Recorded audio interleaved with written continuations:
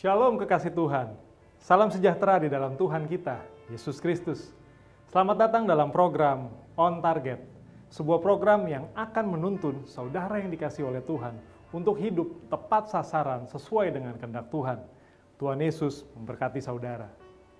Pernahkah saudara bertemu dengan seseorang yang sangat penting atau berkuasa? Mungkin itu raja, atau kalau zaman kita misalnya presiden, atau mungkin bos besar kita. Bisa bertemu dengannya saja merupakan sesuatu yang luar biasa, bahkan belum tentu bisa.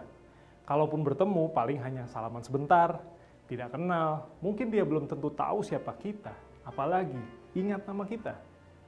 Tapi kalau ternyata dia mengenal kita, kemudian kita diperkenankan untuk duduk dan makan bersama-sama, berbicara bersama-sama selama berjam-jam, tentunya kita akan punya perasaan bangga dan senang, bukan?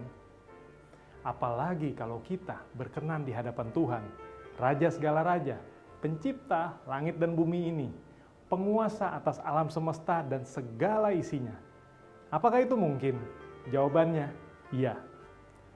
Daud adalah contoh manusia biasa yang mendapat perkenanan di mata Allah. Dalam 1 Samuel 13 ayat 14, dikatakan bahwa Daud adalah seorang yang berkenan di hati Tuhan dan Daud dipilih Allah untuk menjadi raja atas umatnya. Mengapa bisa? Saudara yang dikasihi oleh Tuhan, hal yang paling utama yang Allah lihat dalam kehidupan kita adalah seberapa dalam hubungan pribadi kita dengan Allah. Keintiman kita dengan Tuhan tidak dapat digantikan oleh berbagai pengetahuan tentang Alkitab, oleh berbagai pelayanan yang kita lakukan, bahkan seberapa besar persembahan yang bisa kita berikan. Daud mengerti akan kebenaran ini.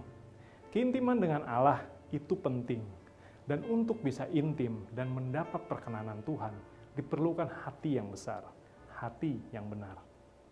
Keintiman Daud dengan Allah senantiasa memberi kekuatan kepadanya ketika ia menghadapi berbagai masalah, persoalan, dan bahkan di masa-masa sukar dalam hidup Daud. Dalam banyak mazmur yang ditulis oleh Daud mencerminkan hati Daud yang penuh dengan kerinduan dan rasa haus untuk selalu berada dekat dengan Allahnya. Kecintaan Daud kepada Allahnya yang menjadikannya dia orang luar biasa dan mendatangkan berkat dan perkenanan Allah dalam hidupnya. Penting kita ingat bahwa semua yang Daud terima bukan karena kekuatan, karisma, atau kemampuannya yang luar biasa, namun karena sikap hati Daud yang benar di hadapan Allah. Tentu saja Daud pernah melakukan kesalahan. Bahkan kesalahan-kesalahannya dicatat dalam Alkitab dan menjadi bukti bahwa Allah membuka pintu untuk pertobatan bagi kita manusia. Hati Daud menjadi prinsip kehidupannya. Dan Salomo serta keturunan Daud selanjutnya diukur berdasarkan prinsip kehidupan Daud. Berkat yang diterima Salomo adalah sebuah visi, namun kehidupan Daud haruslah menjadi tolak ukur dan kunci agar kita bisa masuk ke dalamnya. Kiranya kita memiliki dan menerapkan standar kehidupan Daud dalam hidup kita, dan juga peringatan tentang kehidupan Salomo yang tidak mencapai sasaran dalam hidupnya. Hati seperti apa yang dimiliki oleh Daud, yang merupakan prinsip-prinsip dalam kehidupannya? Yang saya pelajari ada 3 hal, yaitu yang pertama, hati yang selalu tertuju pada satu hal saja, yaitu tertuju pada Tuhan. Meski Daud tidak memiliki kemuliaan dan semarak seperti yang dimiliki oleh Salomo anaknya, tapi ia memiliki hati yang besar, yang selalu merindukan Tuhan, dan itu menyenangkan Tuhan. Walaupun ia sebagai raja dan memiliki segalanya, tapi hati Daud menginginkan Tuhan lebih dan lebih lagi. Seperti yang dikatakan dalam Mazmur 27 ayat 4, "Satu hal telah kuminta kepada Tuhan, itulah yang kuingini, yaitu diam di rumah Tuhan seumur hidupku, menyaksikan kemurahan Tuhan." Hati Daud sangat tertuju kepada Tuhan, berbeda dengan Salomo. Salomo berkata dalam Pengkhotbah 2 ayat 10, "Aku tidak merintangi mataku dari apapun yang dikehendakinya, dan aku tidak menahan hatiku dari sukacita apapun." Mata Daud hanya tertuju pada satu hal, yaitu Tuhan Allahnya. Tapi Salomo tertuju pada banyak hal dalam dunia ini. Hatinya terbagi-bagi. Yang kedua, hati yang penuh untuk Tuhan, yaitu segenap hati. Mazmur 9 ayat 1 yang ditulis Daud berkata, Aku mau bersyukur kepada Tuhan dengan segenap hatiku. Dalam segenap doa dan mazmurnya, Daud memanjatkannya dengan segenap hati kepada Tuhan, termasuk ketika ia bertobat dari dosa-dosanya.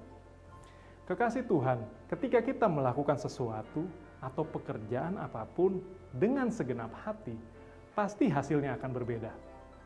Kita sebagai manusia saja bisa merasakan suatu pemberian atau tindakan itu dilakukan dengan segenap hati atau tidak, apalagi Tuhan. Ketika kita melakukan sesuatu untuk Tuhan, ketika kita mengasihinya, ketika kita melayaninya, ketika kita memuji dan menyembahnya, bahkan ketika kita bertobat, mari lakukan dengan segenap hati. Yang ketiga adalah hati yang bertobat. Seperti halnya manusia pada umumnya, Daud juga berdosa. Bahkan ia pernah berdosa. Tapi bedanya adalah Daud memiliki hati yang mudah untuk bertobat. Dan ini sangatlah penting. Kekasih Tuhan, perhatikan baik-baik. Sangatlah berbeda antara bertobat dengan menyesali perbuatan. Karena menyesal itu belum tentu bertobat. Yang menonjol dalam karakter Daud adalah hatinya yang lembut dan mudah untuk bertobat. Pertobatan yang dilakukan Daud adalah sungguh-sungguh karena ia sama sekali tidak mau kehilangan Tuhan dalam hidupnya.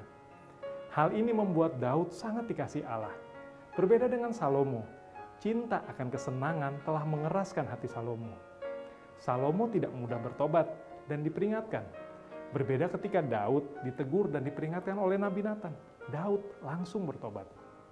Banyak mazmur yang timbul dari kehidupan Daud yang menceritakan pertobatannya dan hancur hati Daud di hadapan Allah. Seperti Mazmur 6, 32, 38, dan lain sebagainya.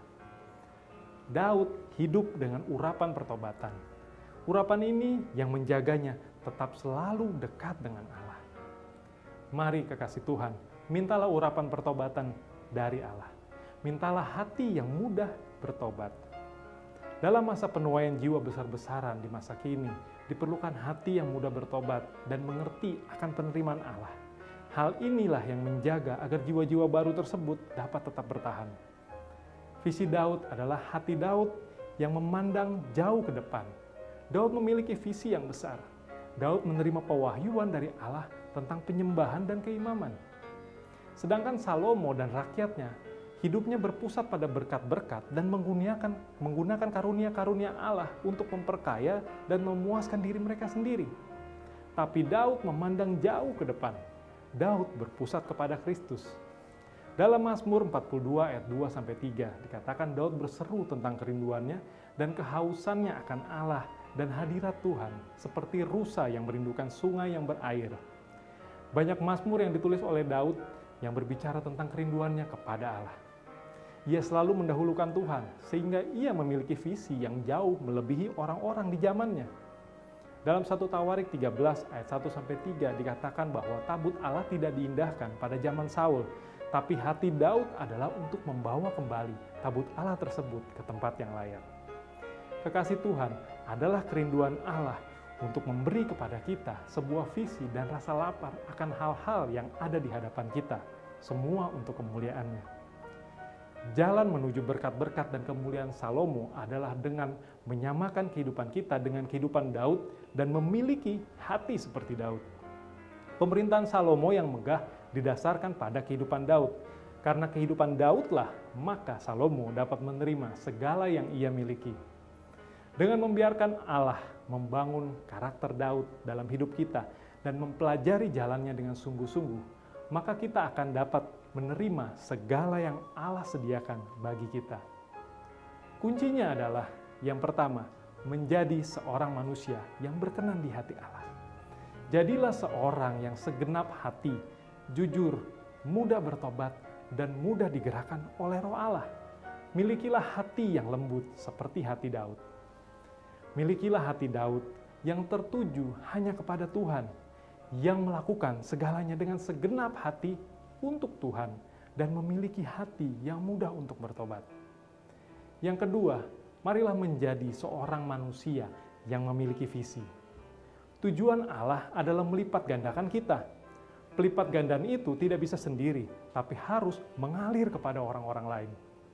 Prinsipnya adalah bukanlah domba yang datang kepada gembala, melainkan gembala pergi mencari domba-domba yang hilang. Marilah kita hidup seperti Daud, orang yang berkenan di hati Allah, yaitu orang yang membuat orang-orang lain dapat masuk ke dalam berkat-berkat yang Allah sediakan. Amin. Kiranya firman Tuhan ini akan memberkati, mengubahkan, dan membangun hidup saudara yang dikasihi oleh Tuhan. Akhir kata, saya dan tim yang bertugas undur diri. Sampai jumpa dalam program On Target selanjutnya. Doa saya buat saudara adalah Tuhan Yesus sangat-sangat mengasihi saudara. Rencananya besar dan indah bagimu. Tuhan Yesus memberkati saudara. Haleluya. Amin.